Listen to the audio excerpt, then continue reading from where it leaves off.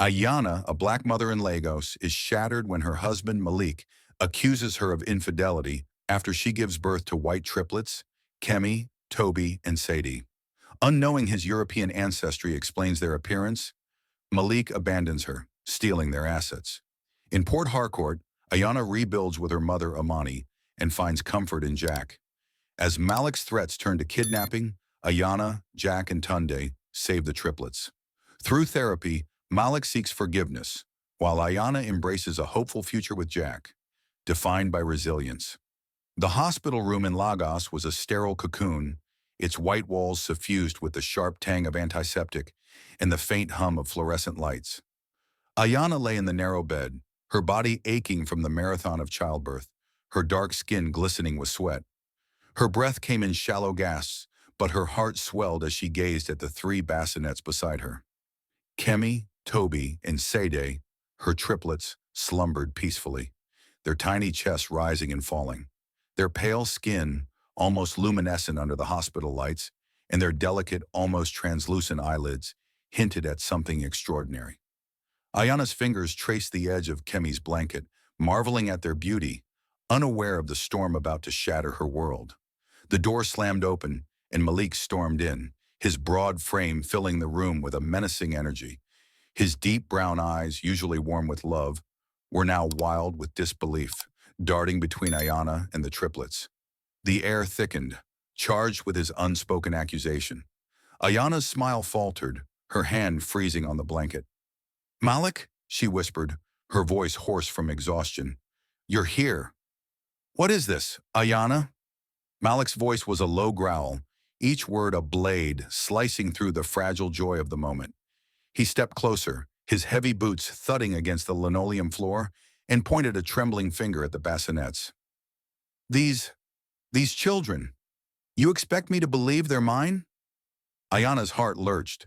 She sat up, wincing as pain shot through her body and met his gaze. "Malik, they're ours," she said, her voice trembling but firm. "I've been faithful to you. These are our babies. Kemi, Toby, Sadie." She gestured to the triplets, their soft coos breaking the tense silence, as if pleading for their father's acceptance. Malik's face twisted, a mask of rage and betrayal.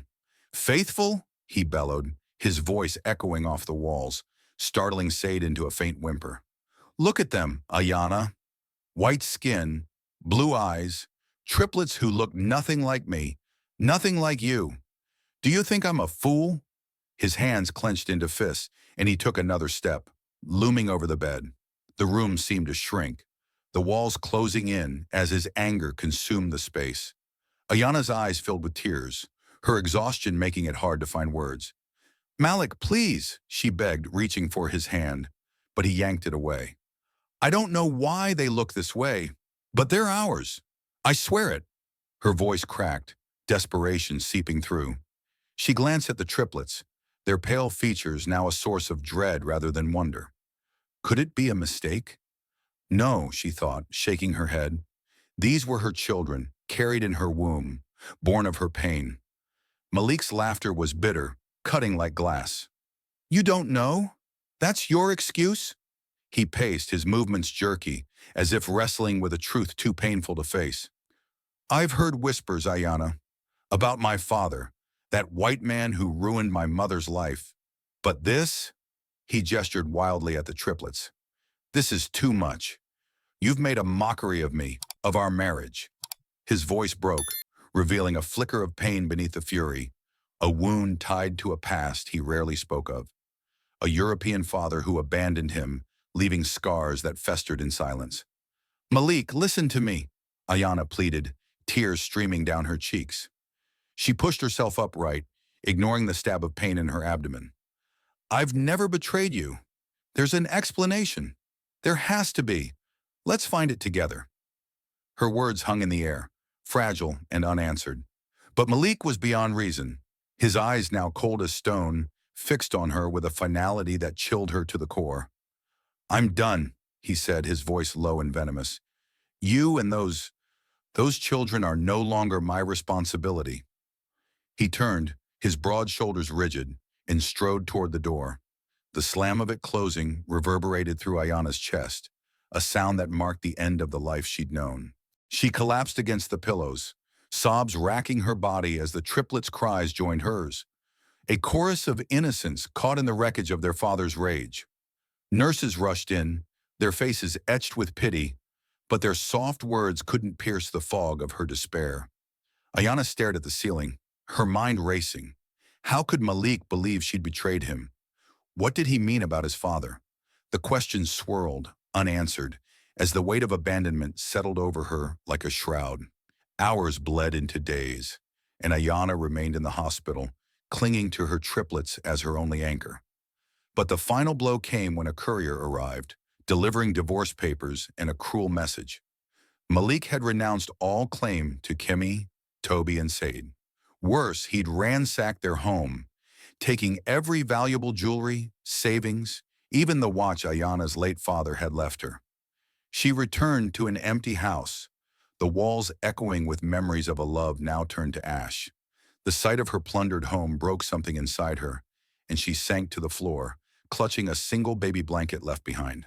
Her phone trembled in her hand as she dialed Amani, her mother's number a lifeline in the darkness.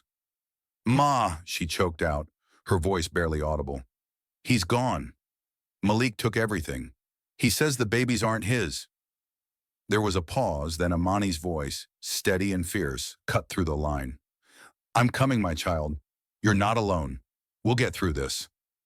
Ayana hung up, her gaze falling on the triplets, now asleep in their cribs, their pale faces serene despite the chaos. She touched Toby's tiny hand, a spark of resolve igniting in her chest. Malik's betrayal had shattered her, but these children were hers, and she would fight for them, no matter the cost. As the Lagos skyline glittered beyond the hospital window, Ayana whispered a vow to herself. She would survive this for Kemi, Toby, and Sadie. The truth, whatever it was, would have to wait. The Lagos bus terminal buzzed with chaos, vendors hawking roasted corn, horns blaring, and travelers jostling under the relentless midday sun. Ayana sat on a worn bench, her arms wrapped protectively around the triplets' carrier, where Kemi, Toby, and Sadie slept, their pale faces serene against the cacophony. Her eyes, swollen from days of crying, stared blankly at the cracked pavement. Malik's betrayal, his accusations, the divorce papers, the plundered home, clung to her like a shadow. The weight of it threatened to crush her, but the soft coos of her babies anchored her to the present. Amani emerged from the ticket booth, her petite frame cutting through the crowd with purpose. Her headscarf, vibrant with reds and golds, fluttered as she approached, clutching 3 tickets. "Port Harcourt awaits, my child," she said, her voice a blend of the steel and warmth. Ayana nodded, too drained to speak, and followed her mother onto the dusty bus. As Lagos receded behind them, Ayana pressed her forehead against the window, the city's skyline blurring into a haze of grief. She was leaving behind the life she'd built with Malik, but for her triplets, she would start anew. Port Harcourt greeted them with a humid embrace, its streets alive with the hum of okadas and the scent of palm oil from roadside stalls. Amani's modest home, nestled in a quiet compound, was a sanctuary of earthy tones, terracotta walls adorned with faded family photos, a woven mat underfoot, and the faint aroma of jollof rice lingering in the air. Ayana stepped inside, the triplets cradled in her arms, and felt a flicker of comfort. This was her childhood home, a place of laughter and resilience, now her refuge. Amani wasted no time. She set a kettle on the stove, her movements brisk yet tender, and guided Ayana to a small bedroom. "This is yours now," she said, smoothing a quilt over the bed. "Rest, Ayana. Those babies need a strong mother."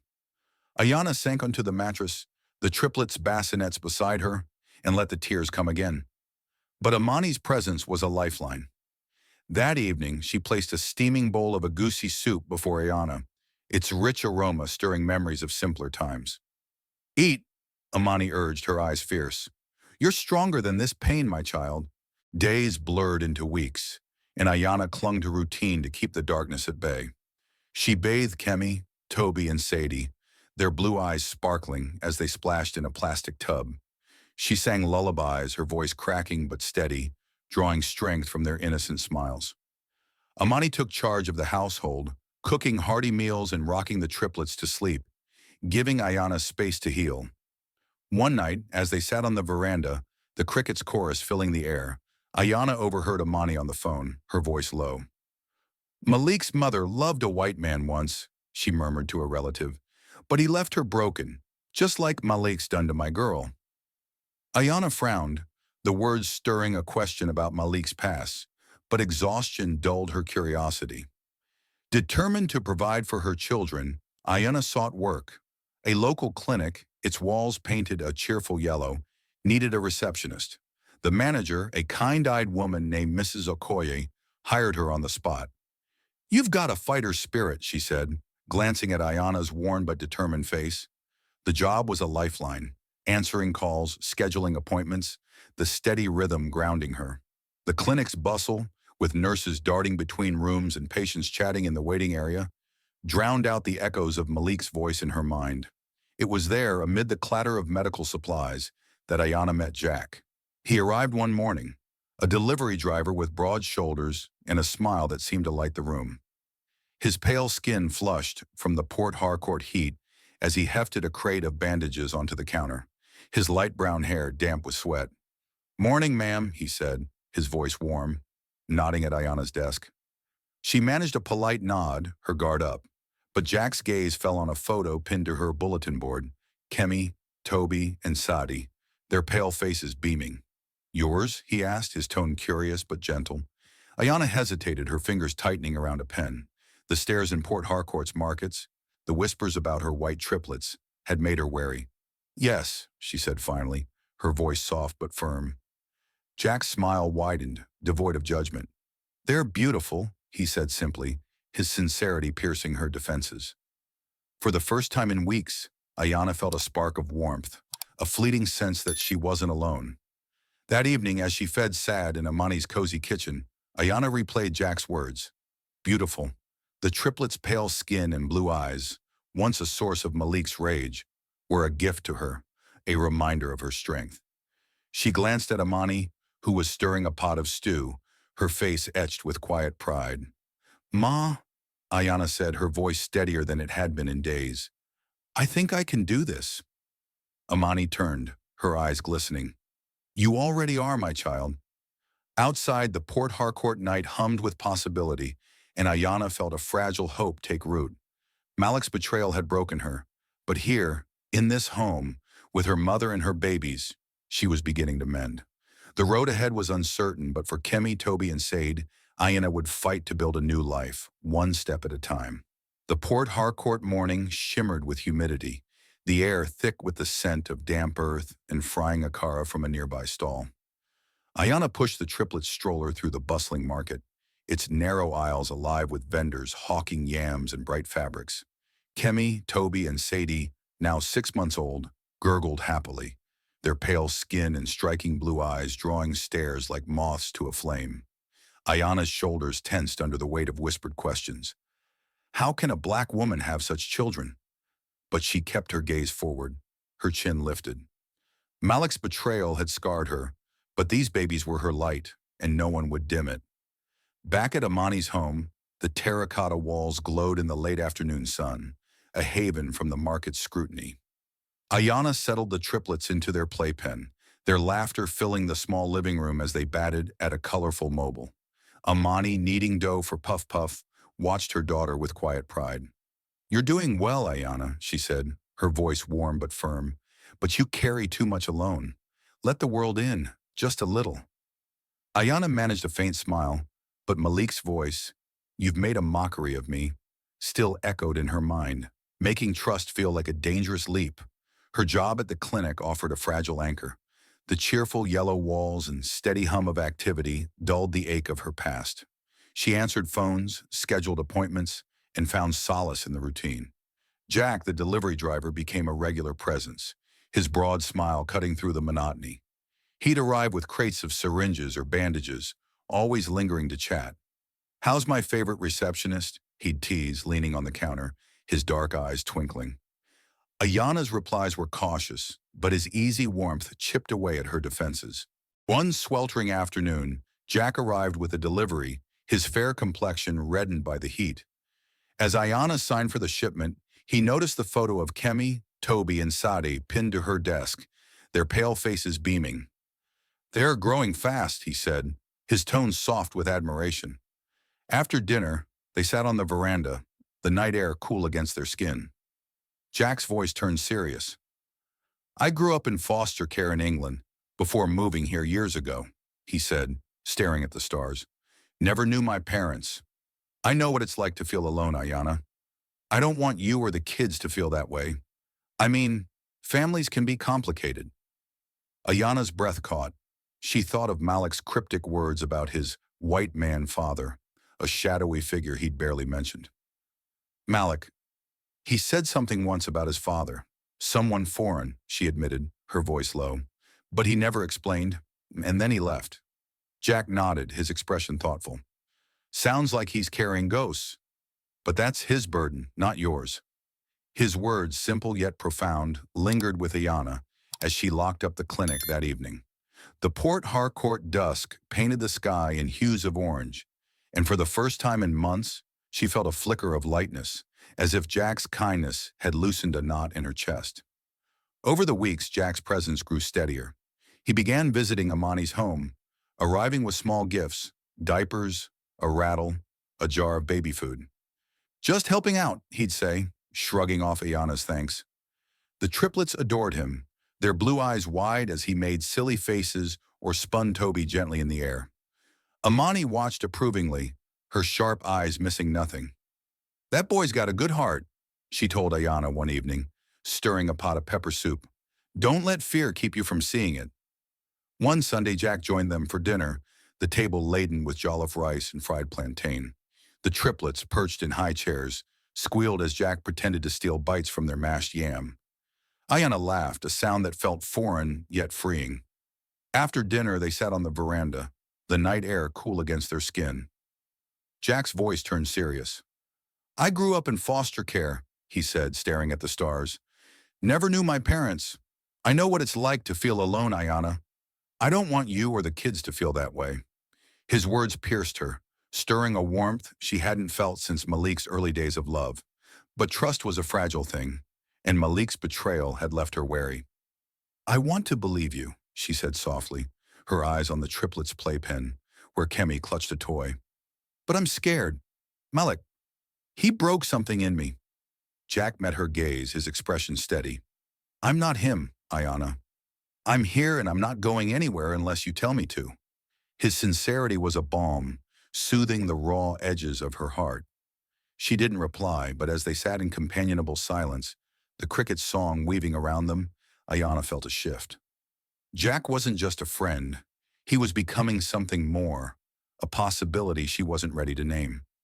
The next day, as Ayana pushed the stroller through the market, the whispers returned, sharper now. "Those white babies, where did she get them?" a vendor muttered. Ayana's jaw tightened, but Jack's words echoed. "They're a gift." She straightened, her hand resting on Sad's tiny head. Malik's ghosts, his foreign father, his pain, weren't her burden. She was a mother, a survivor, and with Amani's strength and Jack's kindness, she was beginning to believe she could rebuild. The road was long, but for her triplets, she would walk it, one determined step at a time. The Port Harcourt night was heavy, the air thick with the scent of rain-soaked earth and the distant hum of a generator. Ayana sat at the kitchen table in Amani's home, the glow of a single bulb casting long shadows across the terracotta walls. Kemi, Toby, and Sade, now 2 years old, slept soundly in their shared crib, their pale faces serene, blue eyes hidden behind delicate lids. Ayana's fingers traced the rim of a chipped mug, her mind adrift in the fragile peace she'd built. The clinic's steady rhythm, Jack's warm presence, and Amani's unwavering strength had stitched her heart back together, but the scars of Malik's betrayal still throbbed.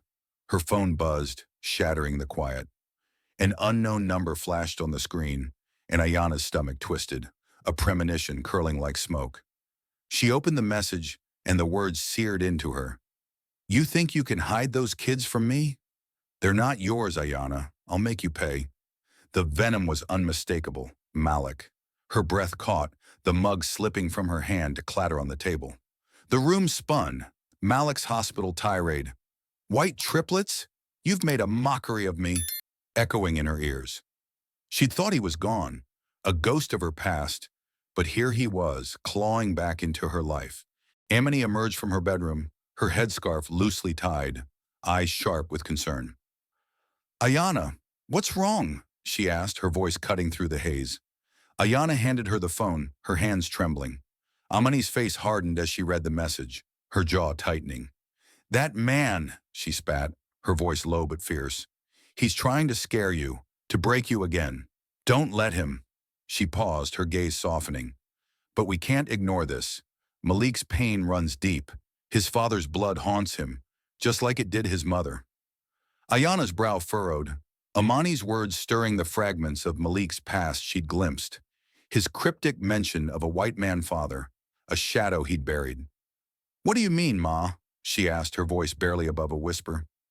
Amani sighed, setting the phone down. "His mother told me once, long ago, about the man who left her. A European, cold as stone. Malik carries that wound, but it's no excuse." Ayana nodded, the hint of Malik's lineage, a puzzle piece she couldn't yet place, overshadowed by the threat now looming. She needed Jack. His steady presence had become her anchor, a shield against the world's judgment. She called him, her voice shaking as she read the message aloud. "I'm coming over," Jack said without hesitation, his tone firm.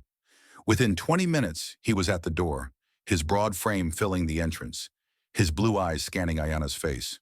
"You okay?" he asked, pulling her into a brief, grounding embrace. Ayana shook her head, handing him the phone.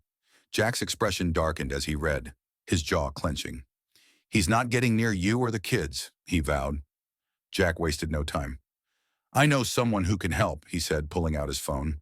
He called Tunde, a private investigator he'd met years ago, whose sharp mind and street smarts had untangled many a knot. Tunde arrived at Amani's home an hour later, his lean frame clad in a faded jacket, his eyes keen as he listened to Ayana recount the message. "Sounds personal," Tunde said, scribbling in a worn notebook. "I'll dig into Malik's whereabouts. If he's in Port Harcourt, I'll find him." Tunde's initial inquiries bore fruit by dawn. He returned at sunrise, the sky a pale pink over the compound. "Malik's here," he said, his voice low, "living on the outskirts near the river. He's been asking around about you. Markets, clinics. He's watching." Ayana's heart pounded, her hands tightening around her mug. The triplets' laughter drifted from the living room, where Amani played with them, oblivious to the danger. "What does he want?" Ayana whispered, fear coiling in her chest. "He's unstable," Tunde said bluntly. "Could be revenge, could be guilt. Either way, he's dangerous." Jack's hand rested on Ayana's shoulder, his touch steadying. "We'll protect you," he said. "I'm installing new locks today, and I'll stay close." He turned to Tunde. "Keep tracking him. We need to know his next move." Tunde nodded, slipping out into the morning haze. Ayana walked to the triplets' playpen, her eyes tracing their pale skin, so like the father who'd rejected them. The market whispers. Where did she get those white babies? Mingled with Malik's threat, a chorus of doubt she fought to silence. She lifted sad, pressing her cheek to the child's soft curls. "You're mine," she murmured, her voice fierce. But fear gnawed at her. Malik's message wasn't just words. It was a promise of chaos, a shadow from her past threatening to engulf her new life. That evening, as rain pattered on the roof, Ayana sat with Amani and Jack, the triplets asleep. "He won't stop, will he?" she asked, her voice hollow. Amani's eyes blazed. "He may try, but he won't win. You're stronger than his pain, Ayana." Jack nodded, his gaze resolute. "We're in this together. He won't touch you or the kids." Ayana clung to their words, but as she glanced at her phone, now silent, she felt the weight of Malik's ghost. The peace she'd built was fragile, and the darkness of his past was closing in, ready to test her resolve. The Port Harcourt afternoon simmered, the sky a bruised gray as humidity clung to the air like a second skin. Ayana sat at her desk in the clinic, the cheerful yellow walls now a mocking contrast to her unease. Malik's threatening message, "You think you can hide those kids from me?" had haunted her for weeks, turning every shadow into a threat. She glanced at the photo of Kemi, Toby and Saad, their pale faces and blue eyes a bittersweet reminder of her strength and her vulnerability. Her phone buzzed with a call from Amani, and Ayana's heart lurched at the tremor in her mother's voice. "Ayana!" Amani choked out. "He took them. Malik took our babies." The world tilted. Ayana gripped the desk, her breath shallow. "What do you mean, gone?" she demanded, but Amani's sobs told her enough. "I was at the park with them," Amani said, her voice breaking. "I stepped away to buy water, leaving them with Mrs. Ngozi. When I came back, they were gone. There was a note in Kemi's blanket." Ayana's vision blurred as Amani read it. "Admit they're not mine, or you'll never see them again." The clinic spun, and Ayana stumbled out, her colleagues' concerned voices fading as she raced home. Amani's compound was a scene of quiet chaos. Amani sat on the veranda, her headscarf askew, clutching the crumpled note. Jack was already there, his broad frame tense, his dark eyes blazing with determination. Tunda, the private investigator, stood nearby, his lean figure hunched over a map of Port Harcourt's outskirts. "We'll find them," Jack said, his voice a lifeline as he pulled Ayana into a fierce embrace. "I promise." Ayana nodded, her fear eclipsed by a mother's resolve. "They're my children," she said, her voice steel. "I'm going with you." Tunde's investigation had pinpointed a derelict warehouse by the river, where Malik had been spotted. "He's holed up there," Tunde said, his voice grim. "It's isolated, perfect for hiding." Jack handed Ayana a flashlight, his gaze steady. "Stay close," he warned. The trio piled into Tunde's battered sedan, the engine roaring as they sped through Port Harcourt's rain-slicked streets. The river loomed ahead, its murky waters glinting under a crescent moon, the warehouse a skeletal silhouette against the night. Inside, the air was stale, thick with the scent of rust and decay. Broken crates and shattered glass littered the concrete floor, illuminated by the faint glow of a single bulb dangling from a frayed cord. Ayana's heart pounded as she crept forward, Jack's hand on her shoulder, Tunde scanning the shadows. A soft whimper cut through the silence, and Ayana's breath caught. There in a corner were Kemi, Toby, and Said, huddled on a tattered blanket, their blue eyes wide with fear but unharmed. Malik paced nearby, his gaunt frame taut, his movements erratic as he muttered to himself. "Malik!" Ayana's voice echoed, sharp and unyielding. He froze, his head snapping toward her, his eyes wild with a mix of rage and anguish. "Let them go," she demanded, stepping forward, her flashlight beam cutting through the gloom. "They're just children. Your children." Malik's laugh was bitter, a jagged sound that chilled her. "Mine," he spat, pointing at the triplets. "Look at them, Ayana. White skin, blue eyes. They're a curse, a reminder of that man who destroyed my mother. My father's blood mocks me through them." Ayana's chest tightened, Amani's words, "His father's blood haunts him," ringing in her mind. "You're blind to your blood, Malik," she said, her voice steady despite her fear. "They're not your father. They're your children, innocent and yours. You're hurting them for a pain that isn't theirs." Her words struck him, his shoulders slumping, as doubt flickered in his eyes. The triplets whimpered, Toby clutching Kemi's hand, their fear a silent plea. Jack stepped forward, his pale face calm but resolute, his voice firm. "Malik, you don't want to do this. Let them go, and we can talk." Malik's gaze darted between them, his hands trembling. Tunda, positioned near the entrance, signaled the police, their silent approach betrayed by the faint flash of lights outside. Malik saw it, his face crumpling. "You've ruined me, Ayana," he whispered, but the fight drained from him. He sank to his knees, head bowed, as the police stormed in, cuffing him with practiced efficiency. Ayana rushed to her children, pulling them into her arms, their sobs mingling with her own. "You're safe," she whispered, kissing their pale foreheads, her tears falling freely. Kemi clung to her, Toby's tiny hands gripping her shirt, Sadi's cries softening against her chest. Jack knelt beside them, his hand gentle on Ayana's back, while Tunde spoke with the officers, ensuring Malik was taken away. The warehouse, once a prison of fear, now held the echo of their reunion. As the police led Malik out, his eyes met Ayana's, hollow with defeat. "I didn't know," he muttered, his voice barely audible. a cryptic admission tied to the lineage he couldn't face. Ayana turned away, her focus on her triplets, their warmth grounding her. The night air was cool as they stepped outside, the river's murmur a faint promise of peace. Jack's arm around her was a steady anchor, Tunde's nod a silent vow to keep watch. The danger had passed, but Ayana knew Malik's shadow lingered, a ghost she'd face again. For now her children were safe, and that was enough. The Port Harcourt cell was a tomb of concrete, its cracked walls bathed in the sickly glow of a flickering bulb. Malik sat on the edge of a rusted cot, his broad shoulders hunched, his hands clasped so tightly his knuckles blanched. The air was stale, heavy with the tang of sweat and despair, punctuated by the distant clang of metal gates and muffled shouts from other inmates. His eyes, once fierce with rage, were now hollow, fixed on a spider weaving its web in the corner. The triplets' terrified faces, Kemi's wide blue eyes, Toby's trembling hands, Said's soft whimpers, haunted him, their fear a mirror to the pain he'd inflicted. He'd kidnapped them, driven by a twisted certainty that they weren't his, only to crumble under Ayana's words. "You're blind to your blood." The weight of his actions crushed him. Malik's mind spiraled, dragging him back to his childhood in a Lagos orphanage, where the other boys' laughter mocked his solitude.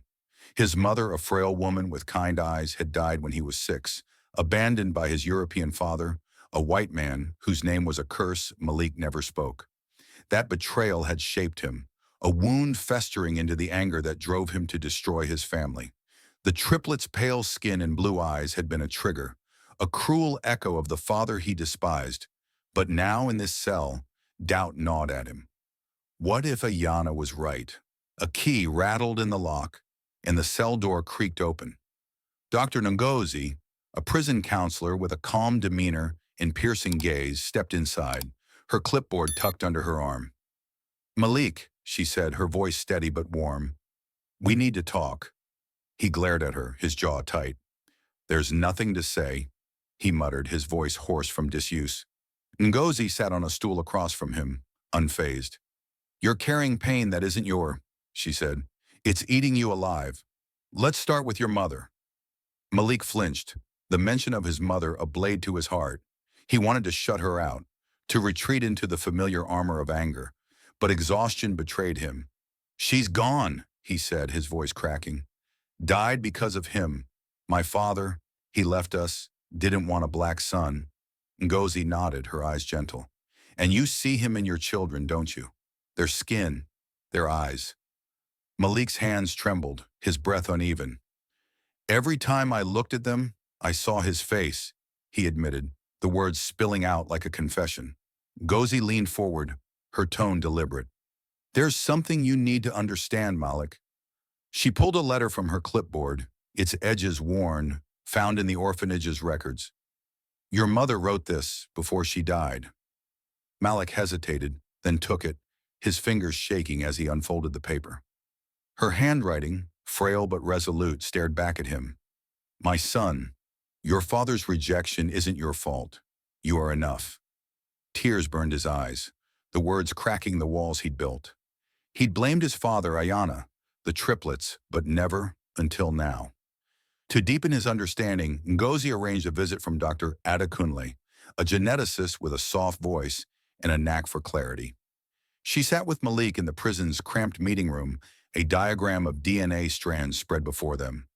"Your father was white, Malik," she explained. "His genes carried recessive traits, pale skin, blue eyes that can skip generations. Your children inherited those traits. They're yours biologically, undeniably." Malik's jaw dropped, the truth a thunderbolt. The triplets' appearance wasn't Ayana's betrayal. It was his legacy, a mirror of the father he'd hated. "I didn't know," he whispered, his voice breaking. "I thought—" "You thought what hurt you defined them," Ngozi interjected, her tone firm but kind. "But it doesn't. You can choose differently." Malik's chest heaved, the weight of his mistake crushing. He'd accused Ayana of kidnapping his children, all because he couldn't face his past. The genetic truth was a lifeline, but also a burden. His pain had blinded him to his blood. Ngozi's therapy sessions became a crucible.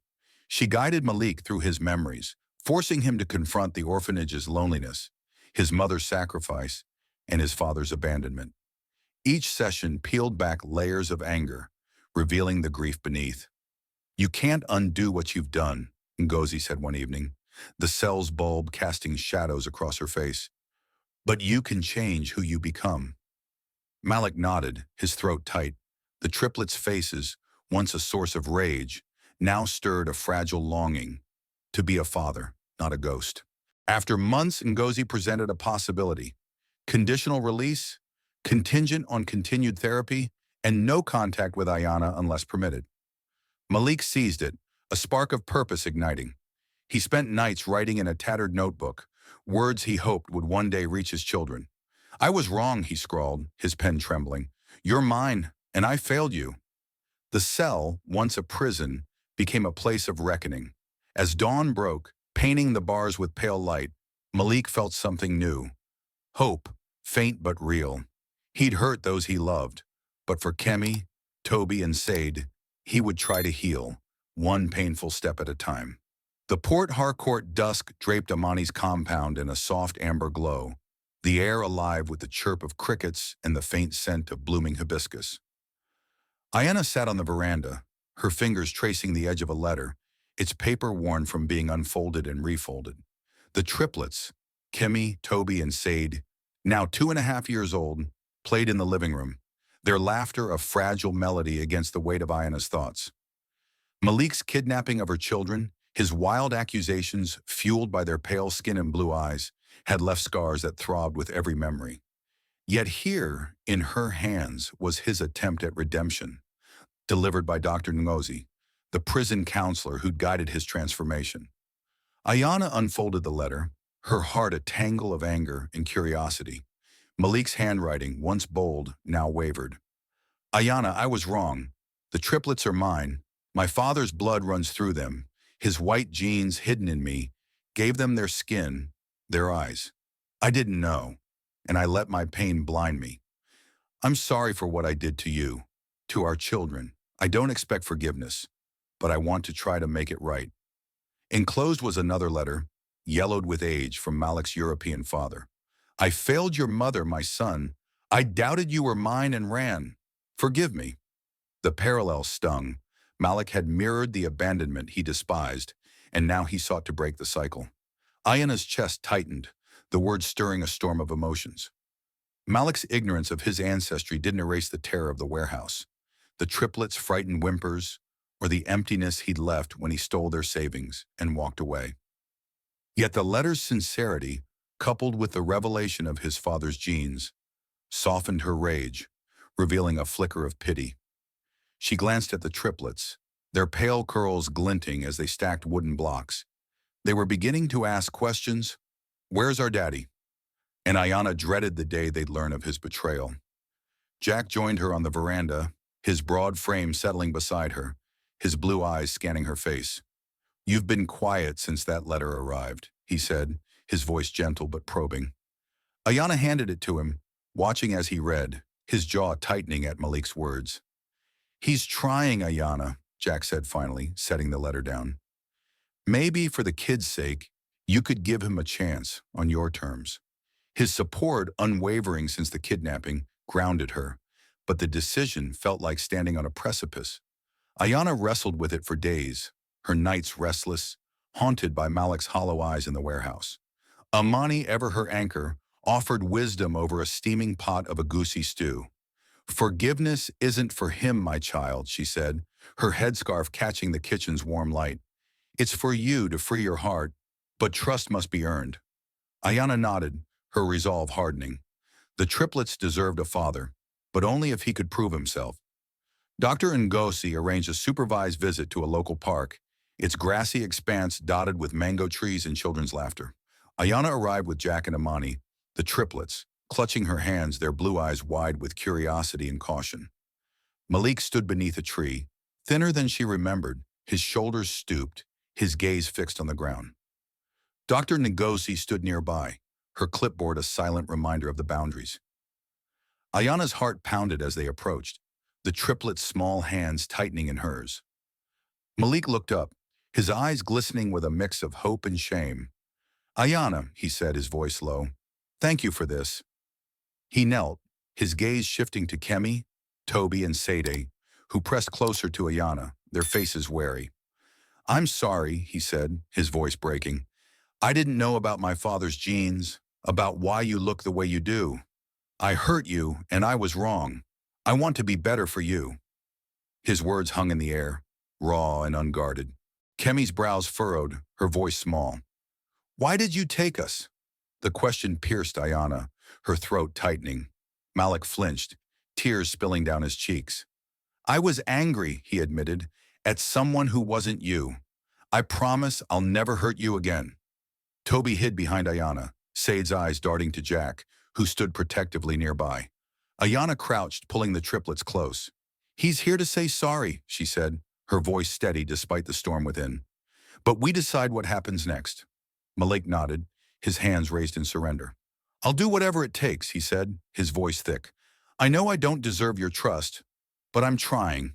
Ayana met his gaze, her anger tempered by the broken man before her.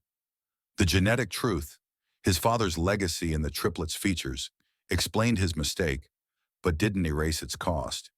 "This is your only chance, Malik," she said coldly. "Earn their trust, or you're gone for good." As they left the park, the triplets clung to Ayana, their questions unanswered but their fear palpable. Jack's hand, pale against hers, brushed her skin, a silent promise of support. Amani's sharp eyes watched Malik's retreating figure, her voice firm. "He's taken the first step, Ayana. The rest is up to him." Ayana nodded, the letter's weight still in her pocket. Forgiveness was a distant horizon, but for Kemi, Toby, and Sadi, she'd hold the door open, just a crack. The Port Harcourt night closed around them, the stars a faint promise that healing, however fragile, was possible. The Port Harcourt evening shimmered under a velvet sky, stars winking above Amani's compound like promises kept. Ayana stood in the garden, the air fragrant with hibiscus and the faint tang of grilled suya from a neighbor's fire. Her heart raced as she adjusted the simple white dress clinging to her frame, its lace edges fluttering in the breeze. Kemi, Toby, and Sade, now 3 years old, darted around her, their pale curls bouncing, blue eyes sparkling as they clutched baskets of rose petals. Tonight, Ayana would marry Jack, the man who'd become her rock, her light through the darkness of Malik's betrayal. The triplets' laughter, once a fragile thread, now wove a tapestry of joy, grounding her in this moment of rebirth. Amani bustled nearby, her headscarf a vibrant crimson, directing guests to woven mats under a canopy of fairy lights. The garden hummed with life, relatives chatting, children chasing fireflies, the soft strum of a kora player filling the air. Ayana's gaze found Jack, standing beneath a mango tree, his dark suit sharp against his fair skin, his smile radiant. He'd been her anchor since Malik's threats, his steady presence healing wounds she'd thought permanent. The memory of Malik's letter, "The triplets are mine, my father's blood runs through them," lingered, its genetic truth a bridge to forgiveness. But tonight was about her future, not her past. The ceremony was simple, heartfelt. Amani's pastor spoke of love's resilience, his voice rising over the crowd. Jack took Ayana's hands, his eyes locked on hers. "You and the kids are my home," he said, slipping a silver ring onto her finger, its single pearl glinting. "I'll walk with you, always." Ayana's tears fell as she whispered, "I love you," her voice trembling with joy.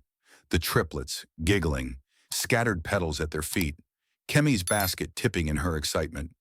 The crowd cheered, and as Jack kissed her, the garden erupted in applause, a celebration of a family forged in fire. Life bloomed in the months that followed. Jack, inspired by his foster care past, founded a community center for homeless children, a modest building with bright murals and a playground. Ayana joined him, her receptionist skills turning to organizing workshops and meals. The triplets thrived there, their laughter echoing as they played with other kids, their pale skin no longer a source of whispers, but a badge of their unique story. "Your grandpa was a white man," Ayana explained one day, kneeling beside Toby as he drew a family tree. "That's why you look this way. But you're ours always." The triplets nodded, their curiosity sated, their love for Ayana unwavering. Malik, now living in Abuja, remained a cautious presence. His conditional release required therapy, and Dr. Ngozi reported steady progress. Ayana allowed quarterly, supervised visits, always in Port Harcourt's park, where mango trees shaded their tentative steps toward trust. Malik arrived for one such visit, his frame less gaunt, his eyes clearer. The triplets, initially shy, warmed to him, Said offering a crayon as they sat on a blanket. "I made a mistake," Malik said softly, his voice thick. "Your grandpa's genes are in you, and I was too angry to see it. I'm here now, if you'll let me." Kemi tilted her head, her blue eyes searching. "Will you stay?" she asked. Malik nodded, tears brimming. "As long as you want me."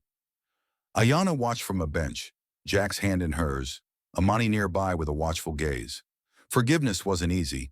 Malik's kidnapping still haunted her dreams, but the triplet's smiles softened her heart. "He's trying," Jack murmured, his thumb brushing her knuckles. "And you're strong enough to let him. For them."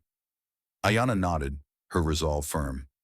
"He gets this chance," she said, "but I'll never let him hurt them again." Amani's voice cut through, sharp yet warm. "You've built something beautiful, Ayana. Don't let the past steal it." One evening, the family gathered at the community center for a children's festival. The triplets danced in colorful Ankara outfits, their laughter mingling with the drum beats. Jack, overseeing a food stall, caught Ayana's eye, his smile a quiet vow. Malik, invited for the day, stood on the sidelines, clapping as Toby spun in a circle. He approached Ayana later, his expression earnest. "Thank you," he said, his voice low, "for letting me be part of their lives. I know what I did, and I'll spend my life making it right." Ayana met his gaze, her tone steady. "Don't make me regret this, Malik. They're giving you a chance. Don't waste it." As the festival wound down, Ayana stood by the center's gate, the Port Harcourt night warm around her. Amani joined her crimson headscarf glowing under the streetlights. "You've done more than survive, my child," she said, her eyes glistening. "You've lived." Ayana smiled, her heart full. The triplets ran to her, their arms wrapping around her legs, Jack's laughter trailing behind. Malik's shadow was there, but it no longer loomed. With Jack's love, Amani's strength, and the triplets' joy, Ayana had reclaimed her life, a family reborn under the stars. Thank you for joining Ayana's unforgettable journey of resilience, forgiveness, and love.